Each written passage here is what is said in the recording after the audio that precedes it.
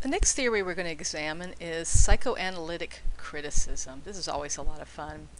So what exactly does that mean? Well, what you're doing is looking at your characters in your story or novel or whatever in terms of psychological theories. Most frequently Freud, but we can also look at Jung. We can look at Maslow, we can look at Skinner. So any theorists you may have learned about in a psychology class, you can probably apply to one of your story characters. Okay. So again, from the Al Purdue site, they have a long list of questions that you could ask, but you're looking at, how, and this is particularly useful here, how can characters' behavior, narrative events, and or images be explained in terms of psychological concepts? So you're really doing kind of a motivational study of your characters. Why do they act the way they do in terms of psychology? All right.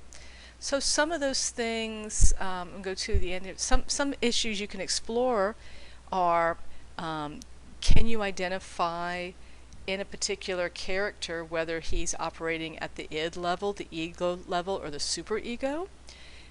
You can identify some complexes they may have. Maybe they're fixated on a particular person. Maybe they have kind of stalker characteristics. Maybe they have a Madonna complex or a Napoleon complex. You'll have to look those up to see what those are. Have they suffered some sort of psychological or physical trauma or abuse that's causing them to act the way they do?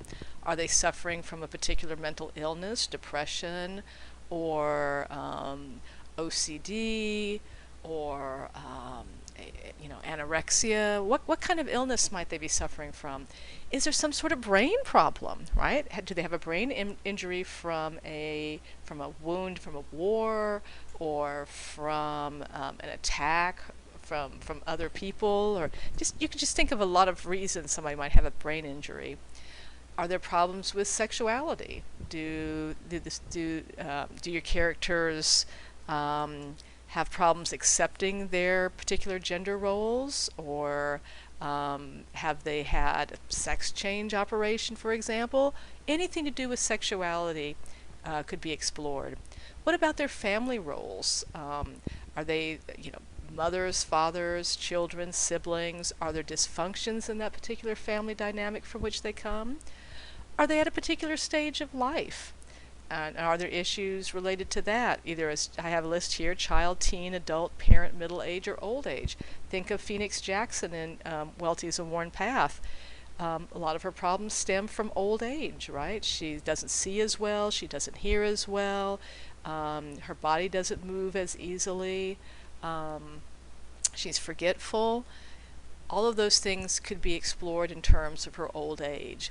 I pulled another list out. There's a couple of things that overlap here, but this was from an earlier course. Just some other words we can talk about. Do characters feel isolated? Are they assigning their own feelings to another person? Are they projecting their unhappiness? Are they in denial about something that's happening? These are just some psychological terms. Again, if you've had a psychology course, you can pull things in that you've learned there.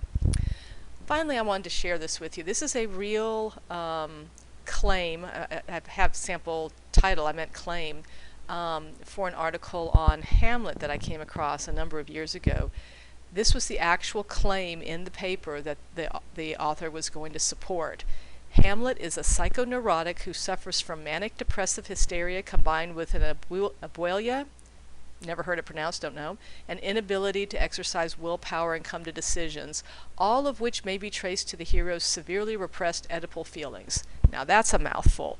I hope not to see any claim quite that large, but that kind of gives you an idea that this author is going to be looking at the character of Hamlet as someone who's suffering from all of these sorts of problems, and this is how this author is going to explain Hamlet's actions, is because he's suffering from these things.